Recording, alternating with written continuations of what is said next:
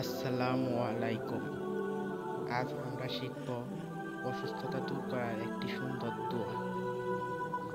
যারা অসুস্থ বা সুস্থতা থেকে নিরাপদ থাকতে চান, তাদের জন্য খুবই উপকারী এই ভিডিওটা। দোয়াটি স্ক্রিনে দেওয়া হলো। এই দোয়াটির অর্থ হলো, হে আল্লাহ, আপনি আমার কাছে সম্পূর্ণ আরোগ্য প্রার্থনা করছি।